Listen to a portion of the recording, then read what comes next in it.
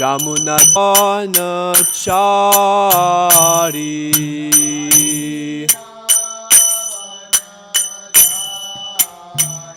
Jamuna Tira Vanachari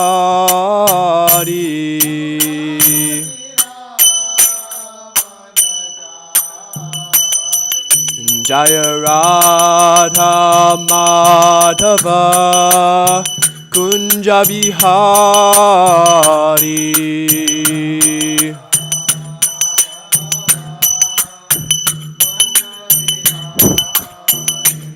Jaya Radha Madhava Kunja Bihari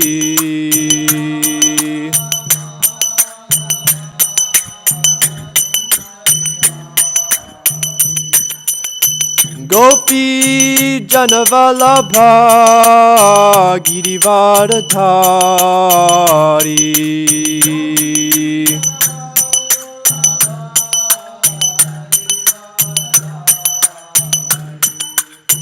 Gopi Janavalabha Girivardhari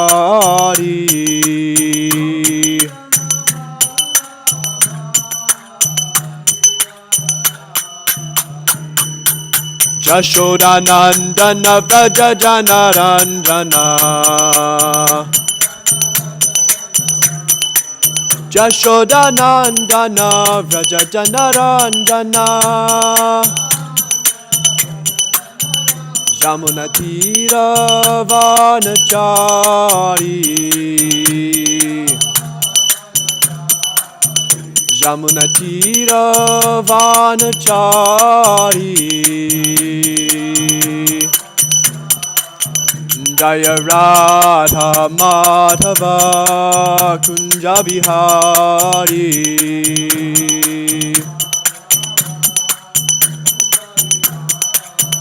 Jaya Radha Madhava Kunja Bihari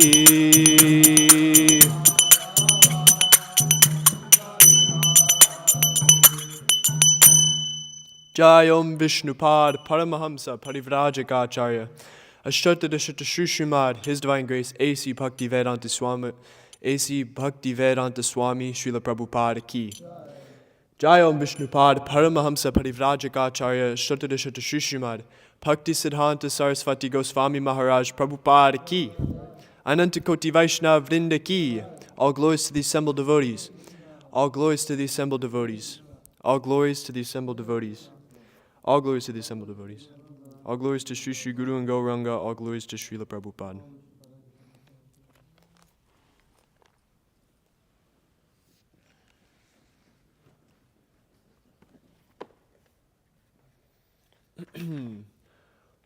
Om Namo Bhagavate Vasudevaya. Om Namo Bhagavate Vasudevaya. Om Namo Bhagavate Vasudevaya. Hare Krishna, today we are reading Canto 2, chapter number 9, titled Answers by Citing the Lord's Version. We're reading text number 7. Word by word. Nishamya tad vaktra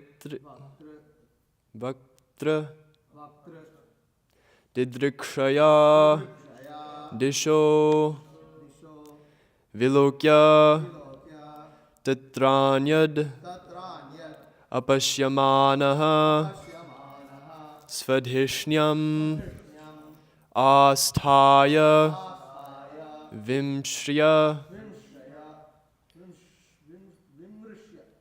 vimrishya tad dhitam tapasi upadishta ivadadhe manaha nishamya tad vakritridrikshayadisho Vishamyatad vakrit vaktri. Okay, that's hard. Nishamyatad vaktrididrikshayadisho. Nishamyatad vaktrididrikshayadisho. Vilokyatantranyadupashyamanaha. Vilokyatantranyadupashyamanaha. Vilokyatantranyadupashyamanaha. Svadhishnyamasthaya vimrishyatadhitam.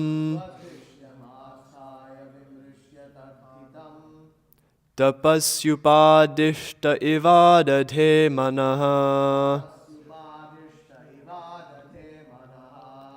Nishamyatad vakritrididrikshayadisho. Nishamyatad vaktrididik. Okay. Nishamyatad vaktrididikshayadisho. Vilokyatatranyadup apashyamanaha. Svadhishnyamasthaya vimrishyatadhitam. Tapasyupadishta ivadadhe manaha. Nishamyatad vaktrididrikshayadisho. Vilokyatatranyadupasyamanaha. Svadhishnyamasthaya vimrishyatadhitam. Tapasyupadishta ivadadhe manaha.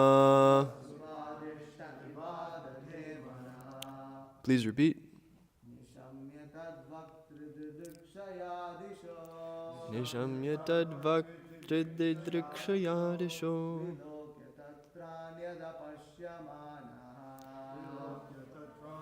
Upashyamanaha. Svadhishnyamasthaya vimrishyatadhitam.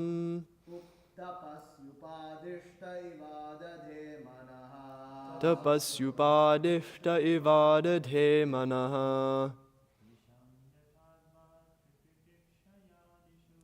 Nishamyatad vaktrididrikshayadisho. Vilokyatatranyaru apashyamananaha.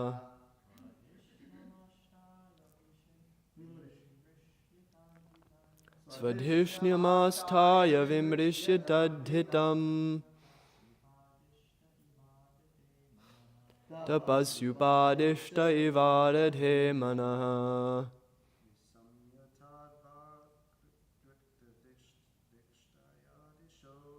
Nishamyatad vaktrididrikshayadisho. Vilokyatatranyaru.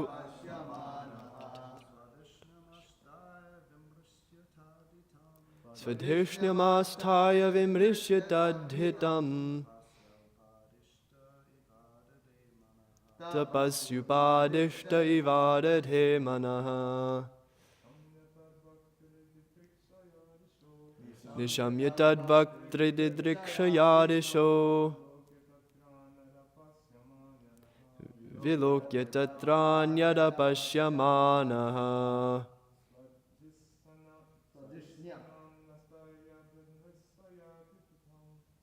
Svadhishnyamasthaya vimrishyatadhitam.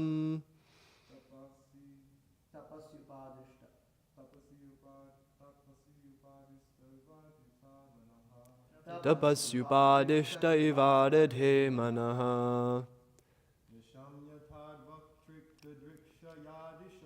Nishamyatad vaktrididrikshayadisho Vilokya tatranyada pashyamanaha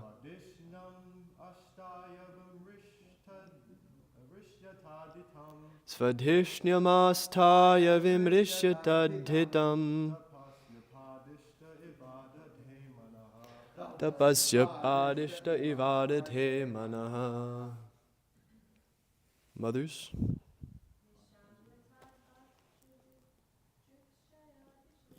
Nishamyatad vaktridridrikshayadisho Vilokitatranyada pashyamanaha Svadhishnyamasthaya vimrishyatadhitam Tapasyupadishta ivadadhe manaha.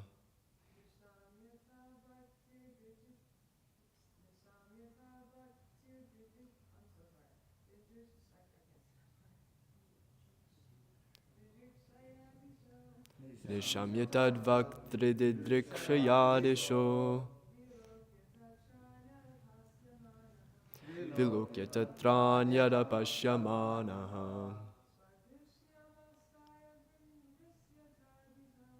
Svadhishnyamasthaya vimrishyatadhitam Tapasyupadishta ivadadhe manaha. Word for word translation. Nishamya, after hearing. Tat, that. Vaktri, the speaker. Didrikshaya, just to find out who spoke. Dishaha, all sides. Vilokya, seeing. Tatra, there. Anyat, any other. Apashyamanaha, not to be found. Svadhishnyam, on his lotus seat. Asthaya, sit down. Vimshriya, vimrishya, thinking. Tat, it. Hitam, welfare. Tapasi, in penance. Upadishtaha, as he was instructed. Iva, in pursuance of. Adadhe, gave. Manaha, attention. Translation and purport by His Divine Grace A.C. Bhaktivedanta Swami, Srila Prabhupada Ki. When he heard the sound, he tried to find the speaker, searching on all sides. This is Brahma we're talking about, Lord Brahma. When he heard the sound, he tried to find the speaker, searching on all sides. But when he was unable to find anyone besides himself, he thought it wise to sit down on his lotus seat firmly and give his attention to the execution of penance, as he was instructed. Purport. To achieve success in life, one should follow the example of Lord Brahma, the first living creature in the beginning of creation. After being initiated by the Supreme Lord to execute tapasya, he was fixed in his determination to do it. And although he could not find anyone besides himself, he could rightly understand that the sound was transmitted by the Lord himself. Brahma was the only living being at that time, because there was no other creation, and none could be found there except himself. In the beginning of the first canto, in the first chapter, first verse of the Srimad Bhagavatam, it has already been mentioned that Brahma was initiated by the Lord from within. The Lord is within every living entity as the Supersoul, and he initiated Brahma because Brahma was willing to receive the initiation. The Lord can similarly initiate everyone who is inclined to have it. As already stated, Brahma is the original spiritual master for the universe. And since he was initiated by the Lord himself, the message of Srimad Bhagavatam is coming down by disciplic succession, and in order to receive the real message of Srimad Bhagavatam, one should approach the current link or spiritual master in the chain of disciplic succession. After being initiated by the proper spiritual master in that chain of succession, one should engage himself in the discharge of tapasya, in the execution of devotional service. One should not, however, think himself on the level of Brahma to be initiated directly by the Lord from inside, because in the present age no one can be accepted as to be as pure as Brahma. The post of Brahma to officiate in the creation of the universe is offered to the most pure living being, and unless one is so qualified, one cannot expect to be treated like Brahmaji directly. But one can have the same facility through unalloyed devotees of the Lord, through scriptural instructions, as revealed in the Bhagavad Gita and Srimad Bhagavatam especially, and also through the bona fide spiritual master available to the sincere soul. The Lord himself appears as the spiritual master to a person who is sincere in the heart about serving the Lord. Therefore, the bona fide spiritual master who happens to meet the sincere devotee should be accepted as the most confidential and beloved representative of the Lord. If a person is posted under the guidance of such a bona fide spiritual master, it may be accepted without any doubt that the desiring person has achieved the grace of the Lord.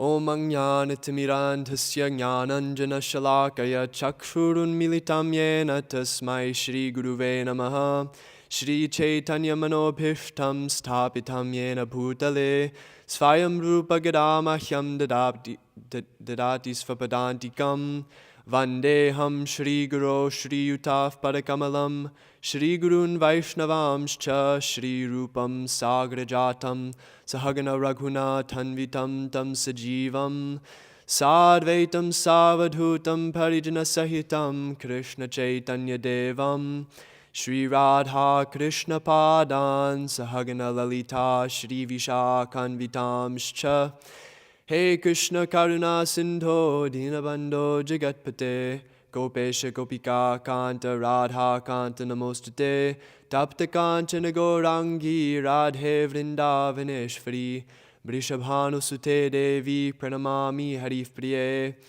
Vancha Kalpataripyascha Kripasintu Bhyevacha Patitanam Pavanepyo Vaishnavepyo Namo Namaha Nama Om Vishnu Padaya Krishna Prishthaya Bhutale Srimate Bhakti Vikasa Swami Niti Namine Nama Om Vishnu Padaya Krishna Prishtaya Bhutale Srimate Bhakti Vedanta Swami Niti Namine Namaste Sarasvate Deve Gauravani Pracharine Nirvishesha Shunyvari Paschatya Desha Tarine Jai Shri Krishna Chaitanya Prabhu Nityananda Shri Advaita Gadadhara Shri Vasari Gaura Bhakta Vrinda Hare Krishna, Krishna Krishna, Hare Hare, Hare Rama, Rama Rama, Hare Hare. Ugram Viram Mahavishnum Jvalantam Sarvatomukam Nrsimham Bhishnam Bhadram Mrityur Mrityam Namamyaham.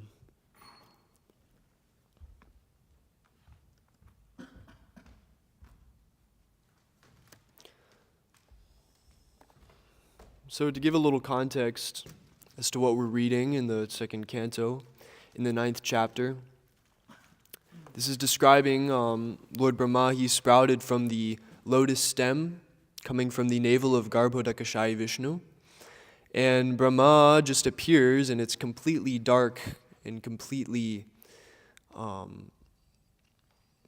he doesn't know where he is, he's very confused and bewildered.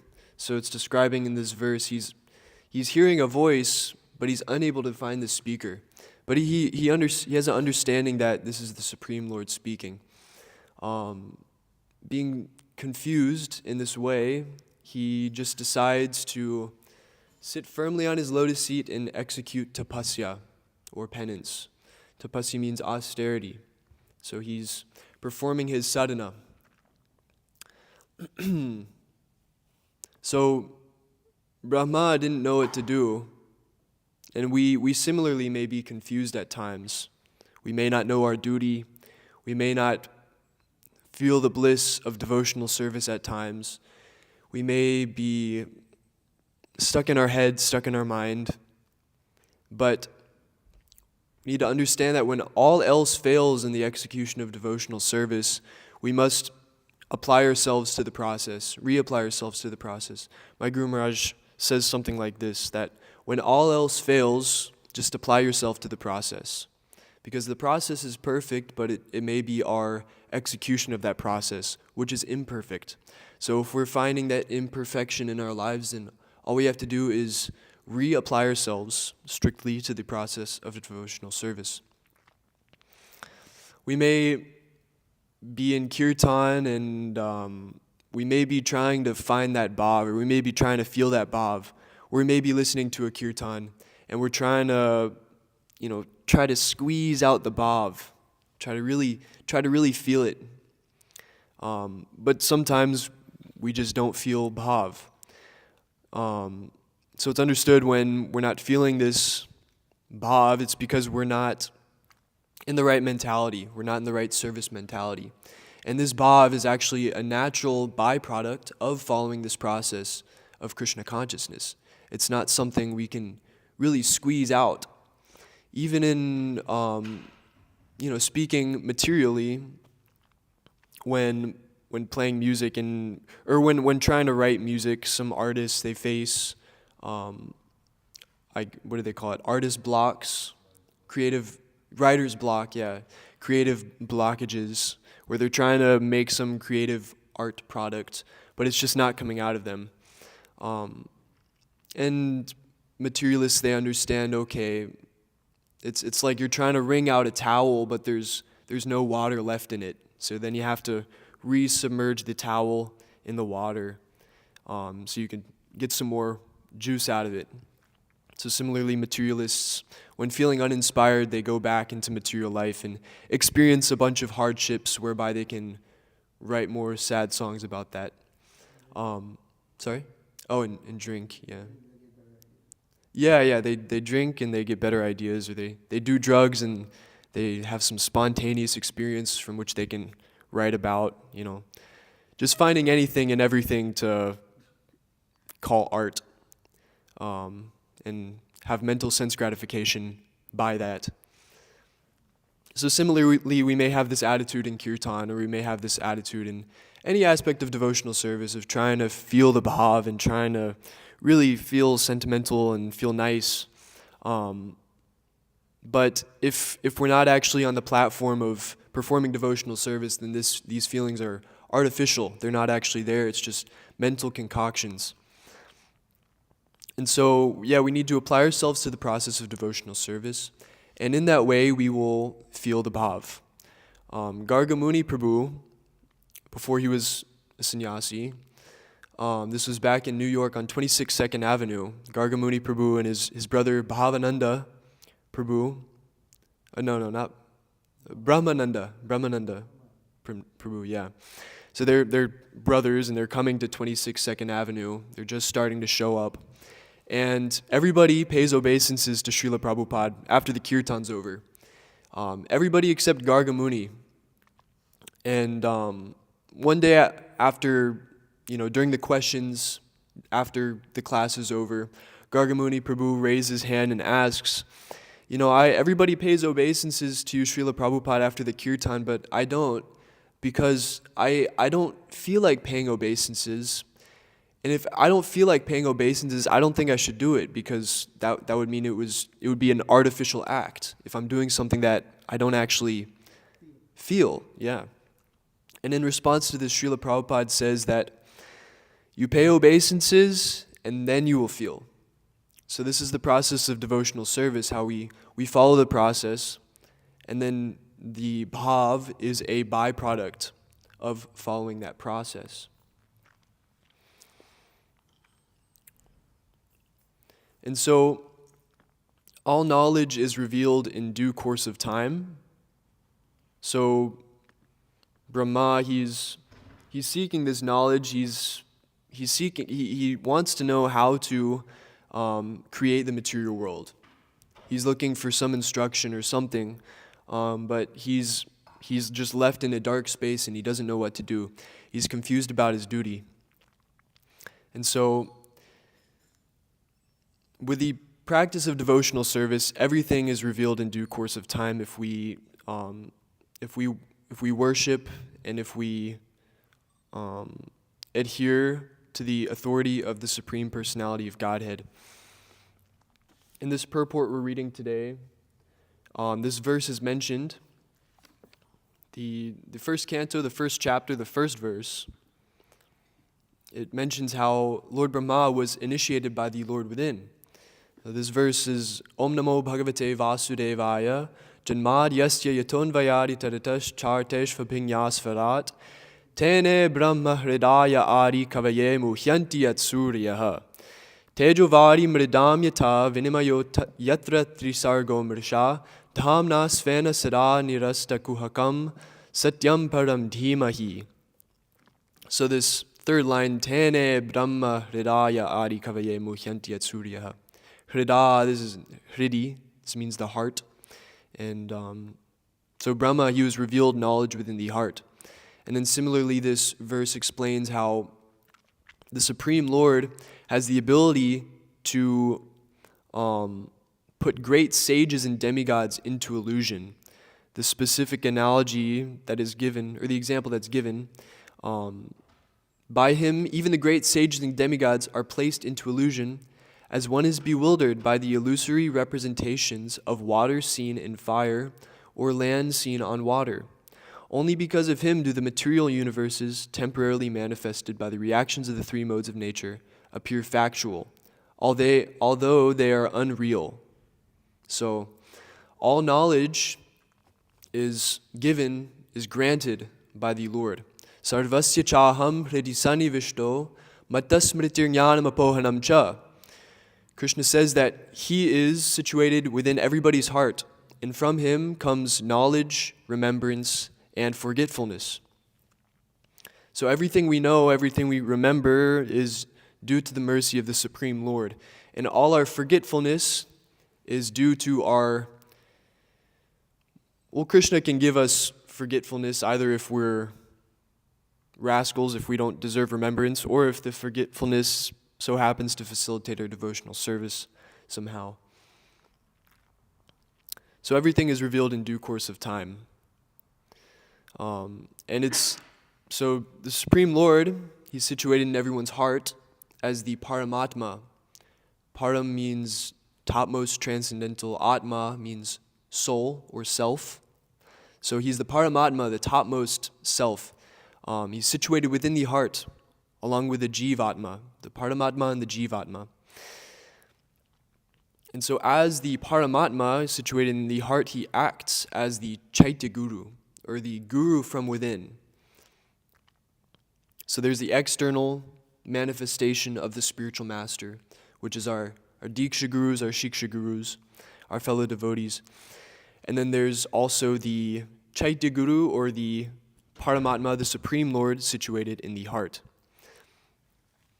In this connection, there's a section of the Bhagavatam, the pastimes, where Narada is telling a story to King Prachinibarhishat.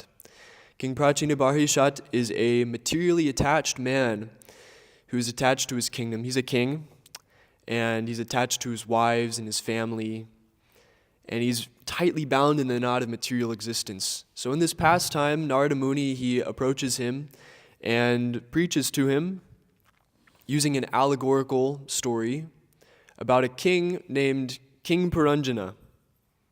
So King Puranjana is analogous to King Prachinibarhishat. King Puranjana is a materially attached man who has a nice family, a nice kingdom, and he's very bound up in the material world.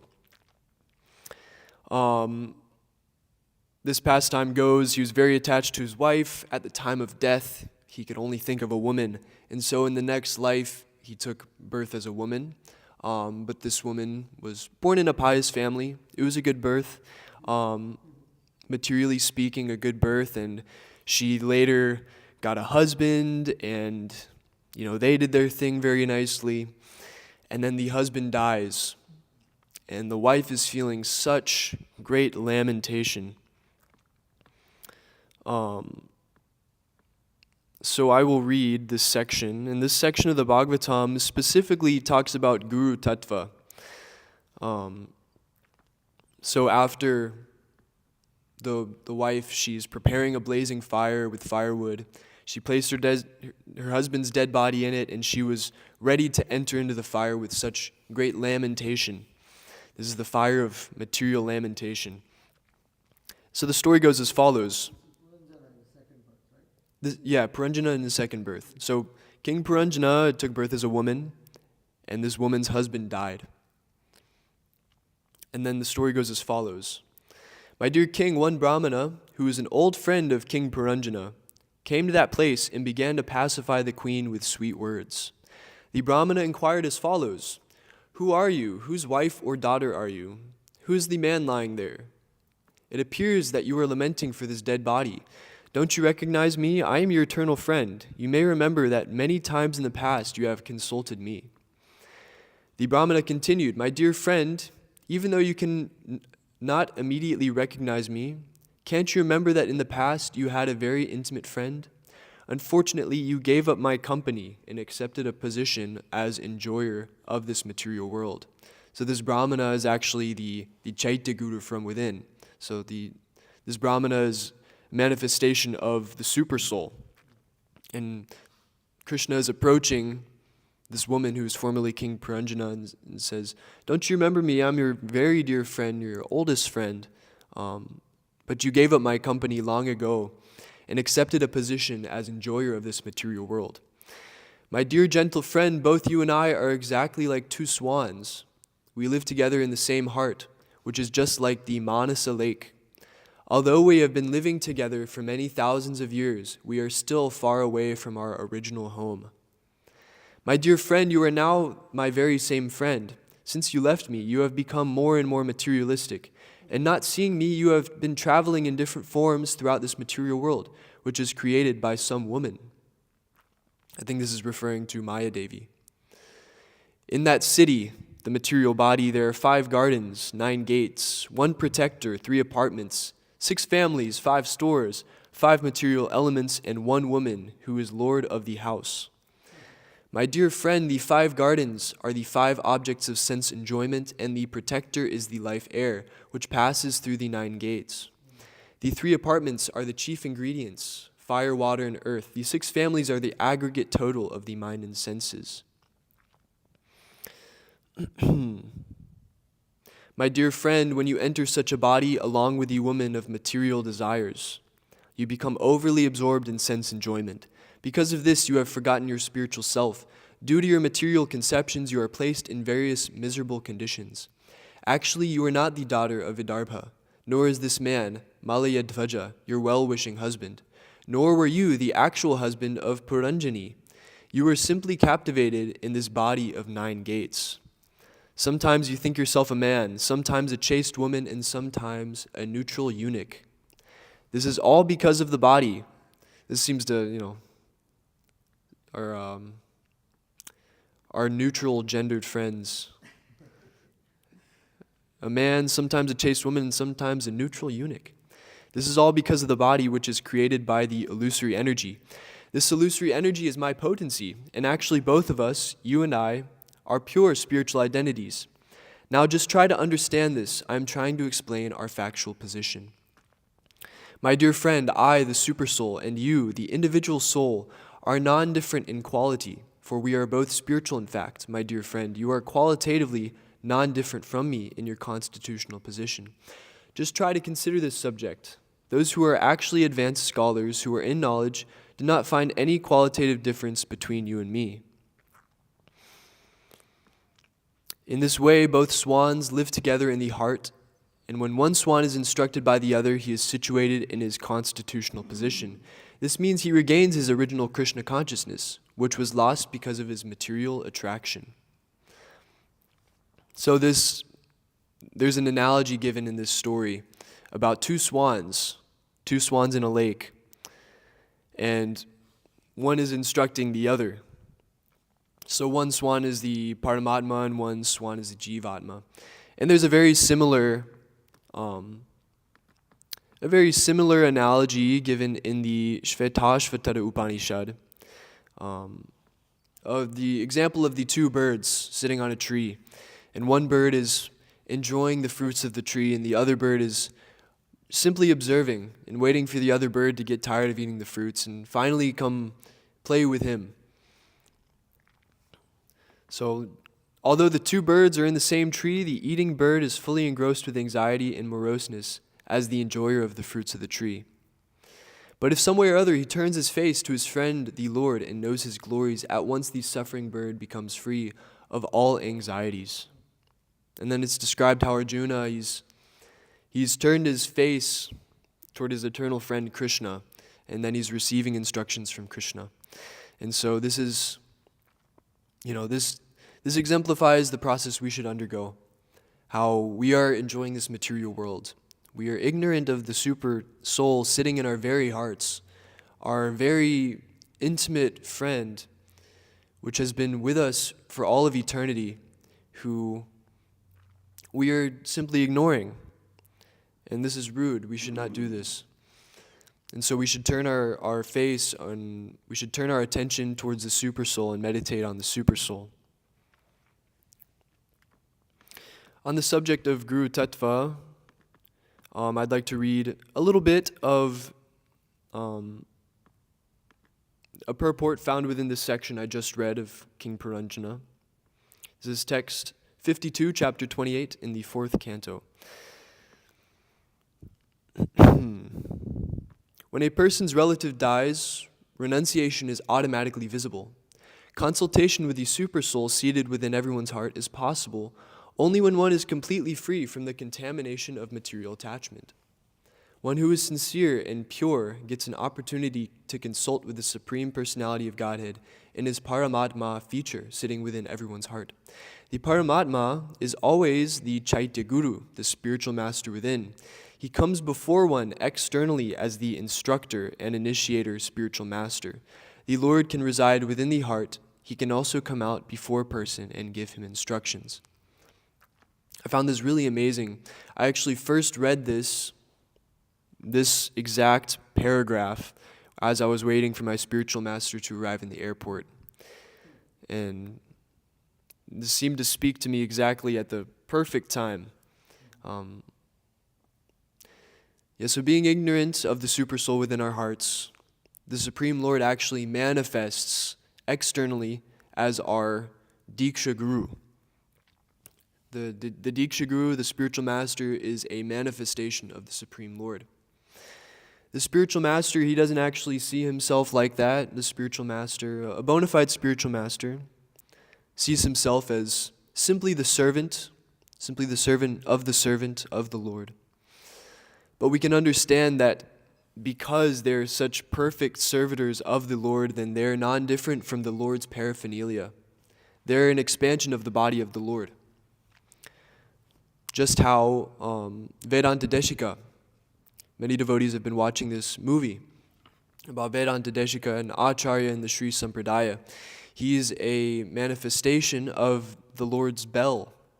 So paraphernalia, spiritual paraphernalia. So the spiritual master similarly is a perfect instrument of the Lord, and therefore he's an expansion of the Lord. An expansion which the Lord has mercifully given us. The spiritual master has mercifully appeared in our lives for the sake of our own upliftment, because the spiritual master is very merciful. Thus, the spiritual master is non-different from the super soul sitting within the heart. An uncontaminated soul or living entity can get a chance to meet the Paramatma face to face. Just as one gets a chance to consult with the Paramatma within his heart, one also gets a chance to see him actually situated before him. Then one can take instructions from the super soul directly. This is the duty of the pure devotee, to see the bona fide spiritual master and consult with the super soul within the heart. So Krishna is Lord Brahma's spiritual master, Lord Brahma's Diksha Guru.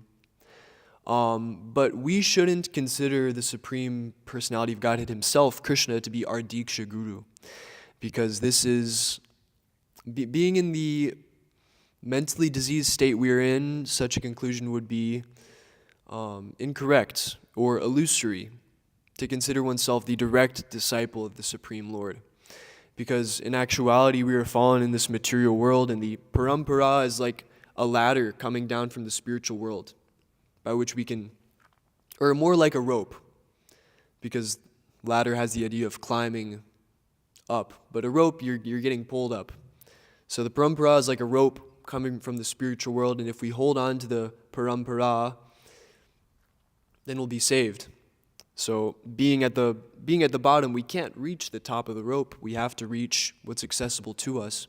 So the current links of the parampara, which is described in this purport, are the spiritual masters, the gurus, the pure devotees who are present in this material world currently.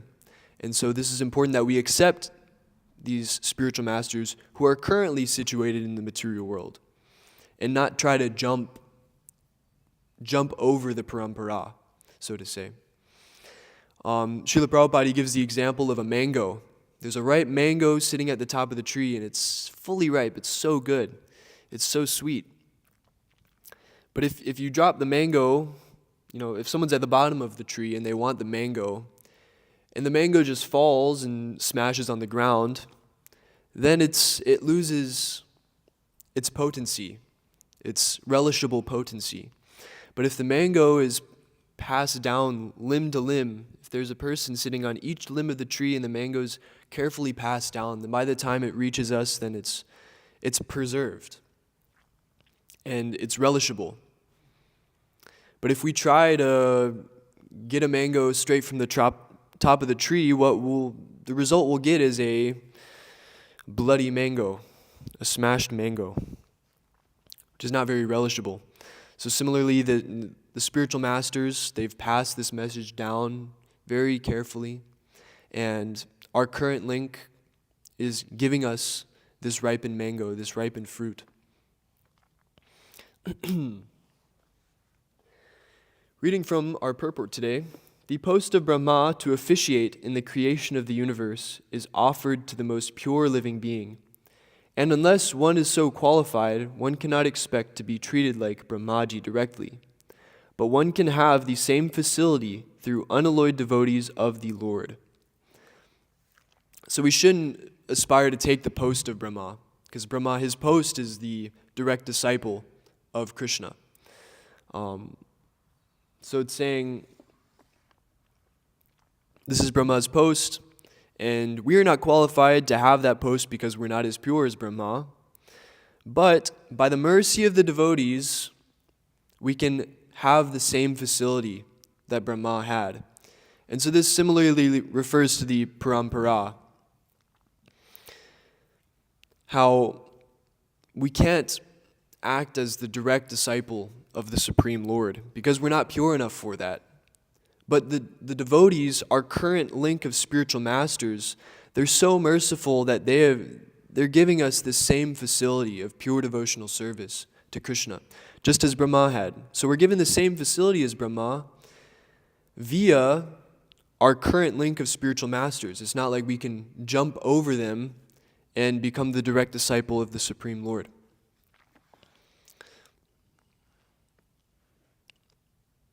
And there's a popular philosophy, Ritvikism, and this is exactly, jumping over the parampara. Srila Prabhupada himself says in this purport,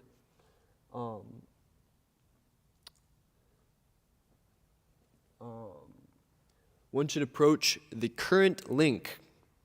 So the current link is currently not Srila Prabhupada because Srila Prabhupada left our mortal vision.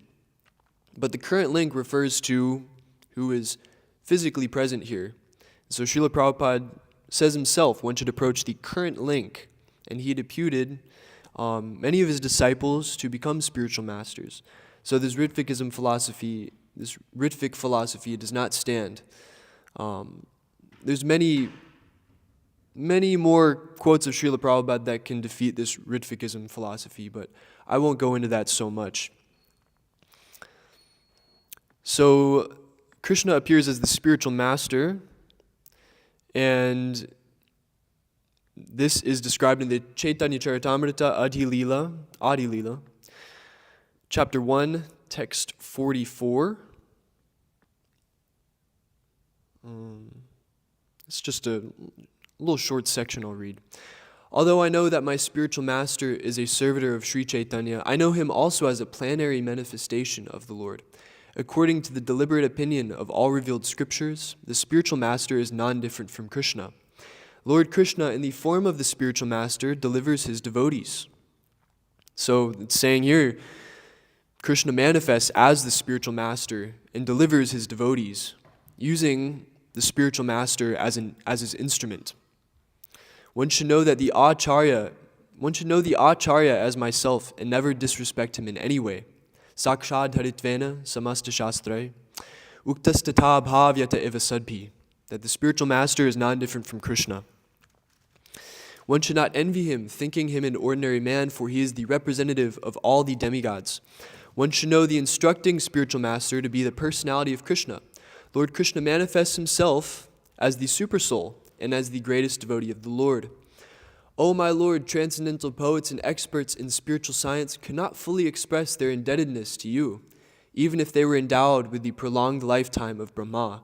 For you appear in two forms, externally as the Acharya and internally as the Supersoul, to deliver the embodied living being by directing him how to come to you. Those who are constantly devoted to serving me with love, I give the understanding by which they can come to me. So it's talking about this indebtedness. Expert poets, transcendental experts, they cannot fully express their indebtedness to Krishna and to the spiritual master. There's something I wrote in my Vyasa Puja offering this year, which I feel, I feel like this expressed my mind well. How we're indebted to the spiritual master, how colloquially we may be known as I'll just speak for myself. Colloquially, I may be known as the servant of my spiritual master, but in actuality, the spiritual master is serving me in such a far greater capacity. And spiritual master is being merciful, serving me. My service to my spiritual master is so insignificant compared to that. And this is because the spiritual master, he's so much more capable in rendering service because of his purity. Whereas I'm impure and I have very little compassion and I have very little ability to serve nicely. And so in this way, my spiritual master is outdoing me. And he's serving me much more than I could serve him. And so in that way, I'm becoming in debt. So my debt is exponentially increasing. And to remain loyal to this debt and to constantly serve the spiritual master with a mood of awe and reverence and a mood of indebtedness is very important. And this is done by taking up tapasya. Tapasya in this age is the Sankirtan Yajna and the following of the four regulative principles, so we can distribute books and go through so many hardships out of love for our spiritual masters. And I'll just wrap up with this famous verse. Brahmanda Brahmite kon Bhagyavan Jeev Guru Krishna Prasade Bhai Bhakti Lata Bij. That, I'll just read the translation. According to their karma, all living entities are wandering throughout the entire universe. Some of them are being elevated to the upper planetary systems, and some are going down into the lower planetary systems. Out of many millions of wandering living entities, one who is very fortunate gets an opportunity to associate with a bona fide spiritual master by the grace of Krishna. By the mercy of both Krishna and the spiritual master, such a person receives the seed of the creeper of devotional service. Another translation of this verse is, by the mercy of the spiritual master, one gets Krishna, and by the mercy of Krishna, one gets the spiritual master. So I can wrap up here. If there are any questions and comments, I can take those, please.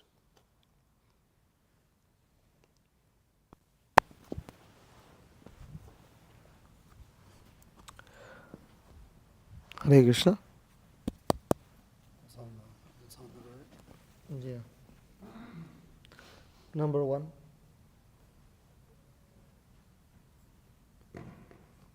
Hare Krishna. So your reasoning is right in saying that the spiritual master is outdoing you and therefore your debt is increasing to him. In the sense the mood is right. Some correction in the language. you know, even though your logic is right, from an English Yeah. perspective, what you are saying is fine. But from the devotional parlance of what goes on, we find it awkward to say spiritual master is serving me. Yeah. That's So weird. you would say spiritual master is helping me. Helping, right. Okay. It's this minor difference. Yeah. And I mean, from an English perspective, help and serve can be synonyms from a, grammarian standpoint. But, there's also devotional parlance where we use certain words. Certain words are reserved for certain things Right, right, to convey the mood. right, right. So spiritual master is helping me more than I can serve him. Okay, yeah, yeah. Meaning help. Why help? Because help conveys a a measure of compassion. Help conveys a measure of magnanimity to want to go and out of your way to go and help that person. Also, Whereas serve has another connotation in the sense that one is dependent upon the person who's being served. yeah, yeah. Of course, we say mother serves child, yes, but with the spiritual master, we are very careful about not, conveying anything that puts him on in any way equal footing with us. Right, right. Helping and serving, they convey two different points on a hierarchy. If you're helping somebody, you're situated higher and you're helping them. Whereas if you're serving somebody, it can mean you're serving someone higher. Yeah. Yeah. Thank you, Prabhu. Avadut Chandra.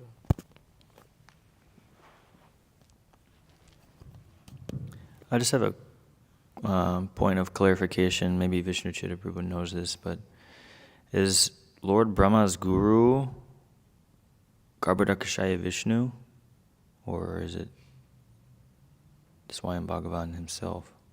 Our understanding is that it's Swayam Bhagavan. Oh. You define Swayam Bhagavan, please. Well, I was hearing from a devotee that Garbhodakashaya Vishnu is Brahma's guru and father, but when Swayam Bhagavan Krishna comes, Brahma isn't able to recognize that this is the same Vishnu, only in his original form. Because I was reading a description in a book by Satsvarup Maharaj, and he was saying Lord Brahma, and just describing Krishna's the guru of Brahma. But then I asked the devotee, and he was actually clarifying that Garbhodakashaya Vishnu is the spiritual master of Brahma. I'm not exactly sure. No, I mean, you want anything to say in that regard? Or? I mean, I guess I'll ask a question for myself and those who don't know. Swayam Bhagavan is which form exactly? Shyamasundar Krishna Okay. in Vrindavan. Okay. No, because it's, from the Brahma Samhita, we gather that Brahma, at the time of creation, was revealed the entire, spiritual realm, and, Krishna and Goloka Vrindavan and everything, and you see that in the Brahma Samhita. He had full vision of that. Right. So, and it's after that he got the ability to create. So, definitely, Krishna is the guru of Lord Brahma. That's what Prabhupada is also stating here in the purport. In fact, he could not approach or recognize Garbhodakashaya Vishnu.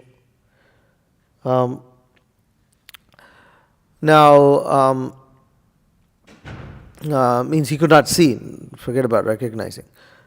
But it's not surprising that Brahma could not recognize Krishna when he came, because I mean, Arjuna is there with Krishna and got bewildered and, was trying to make arguments to go against Krishna's will. Because Krishna can put anybody into bewilderment. What to speak of, Lord Brahma. So we understand that Krishna put Brahma, because we accept Brahma as a pure devotee, that just as Arjuna was put into illusion by Krishna in order to instruct him the Bhagavad Gita, similarly, Krishna, in order to reciprocate with the desires of the residents of Vrindavan, engaged Brahma in his service by bewildering him. So, Brahma's guru is not another pure devotee. Brahma's guru is Krishna himself. And that's Krishna's nature. He puts everybody into illusion. Tene what is that? Mukhyanti yat surayaha. All the great demigods, even Lord Shiva is bewildered by Krishna. So, that's his nature. Shiva could not recognize his own Lord in the form of Mohini Murti. That, he ran after him with his wife next to him. It's a very embarrassing position that Krishna put Shiva in. This is a description in the Bhagavatam. There's the picture of Lord Brahma. I guess that would be the form that he's... Yeah, that painting also. That painting is there. Oh, yeah. There, right there, yeah. Where, he's receiving instruction from Krishna. Yeah. Tene Brahma Hridaya. Is there anything else? Ethan? No?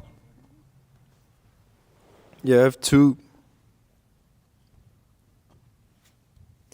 two questions. They're kind of like similar. One, would Christianity be considered like Ritvik philosophy, or is it because there's no parampara? It's not really Ritvik. Well, my Guru Maharaj actually compared Protestantism to Ritvikism. How you have in Catholicism, they worship saints.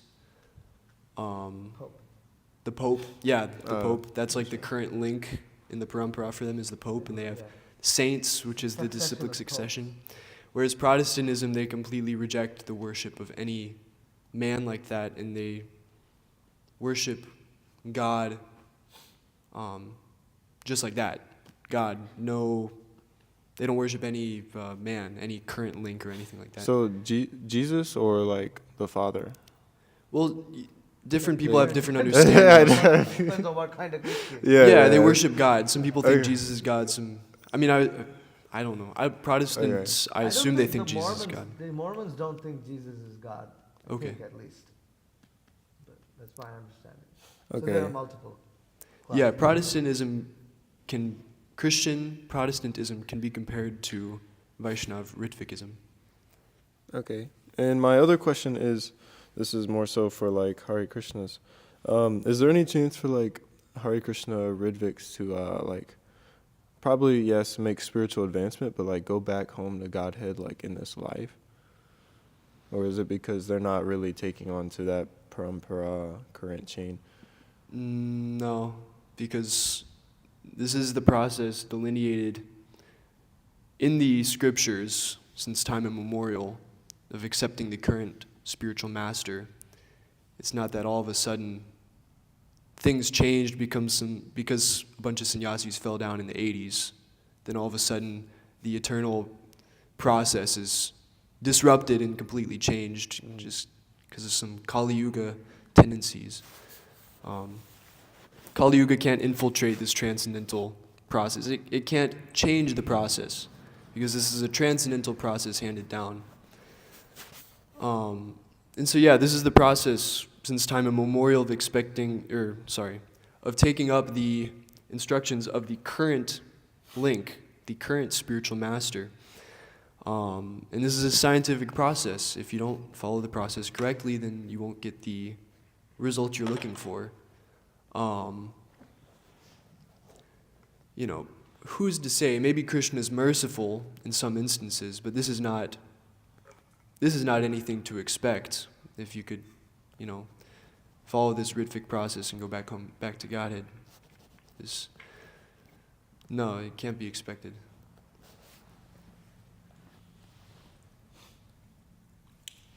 No. You don't have it.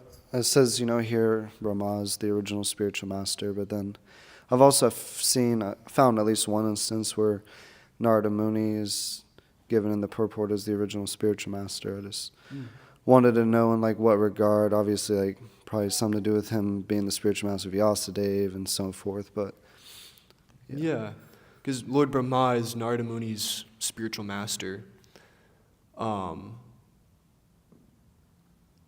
Yeah, I think maybe what you said in regards to Narada Muni being the spiritual master of Vyasadeva could have something to do with Narada Muni being referred to as the original spiritual master. What? Well, Nelly's question, Narada Muni is referred to as the original spiritual master in some places. So his question is, why is that if, Lord Brahma is Narada Muni's spiritual master? I mean, I can only speculate, so I don't know. Do you have a reference? yeah, I found at least one here in this purport. Maybe context. Yeah. Where is this from? 1970. This is the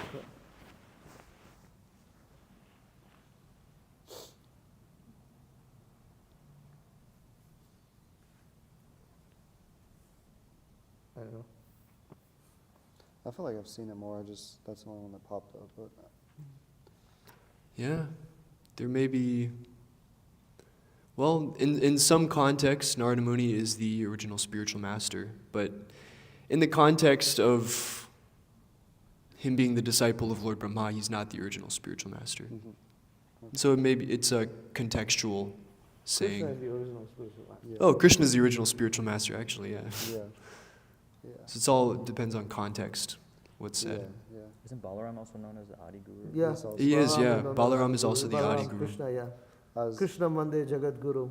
yeah. I was going to say these names too, but just in this universe, because he use specifically says like- But yeah, just because he says in this universe, Brahma is the original, and then obviously there's Krishna and Balaram, but Yeah, I got him. Go ahead with your question, Prabhu. I just have a question in regards to just kind of more in depth into what Dr. Ethan was asking, just about Sahajas going back home, back to Godhead. Yeah. Or not The Sahajas, sorry, Ritviks, Ritviks. yeah. But just as a general thing, like Ritviks or, any upper sampradayas, like they follow like some of the processes of Krishna consciousness, like Ritviks, whatever, they probably go out on the Harinam and they cook Prashadam. So, like, is there any like benefit to like, pseudo devotees that do those things, like if they go on Harinam and distribute prashadam, but still they're not like following the process of Krishna consciousness? Like what benefit do they give the public? And that's kind of like the gist of my question there. Okay. I'm sure there's benefit. For instance, if you're trying to make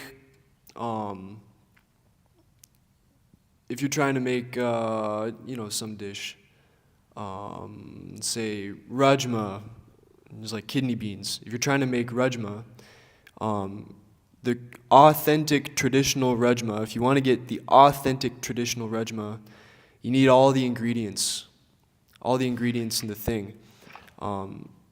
Now, if you don't have some of the key ingredients, then it's not going to be the authentic rajma.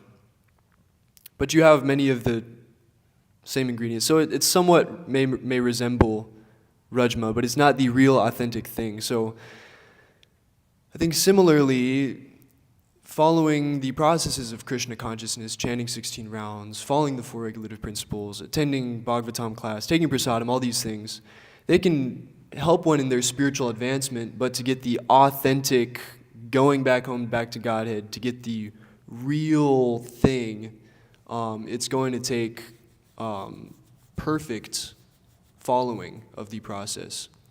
Yasya prasadan bhagavat prasado yasya prasadan nagati kutopi. Vishwanath Chakravarti Thakur says here that without the mercy of the spiritual master, there's no hope for spiritual advancement. Now there may be, if you chant Hare Krishna, and maybe you're sincerely trying, but you've been misled by some people, and you have some little wacky ideas. Krishna may be merciful to you. That would be at least what I think in regards to that question. Some advancement may be there, but the ultimate thing is impossible in that situation. He hung up. Okay. The mothers have anything? Or yeah, please, Prabhu. I mean, it's, comparatively you can understand just like how somebody who takes a plate of prasadam or somebody who just chants the Mahamantra one time or something like that, or they associate or they dance with devotees on Harinam, they're making spiritual advancement. And then how do you understand that with the verse, without the mercy of spiritual master, one does not make any spiritual advancement? You have to understand it in the relevance of going back home, back to Godhead. It's, just like you said. In that sense, you're not going back home, back to Godhead, but are you making spiritual advancement? Definitely. Mm-hmm. Will they have a good destination in their next life? Definitely. Okay. They're not sinful. Right. They come closer, somehow they're trying to practice Krishna. Krishna will give them more chances. He gives unlimited chances to living entities. So, okay, thank you. Yes, Mother.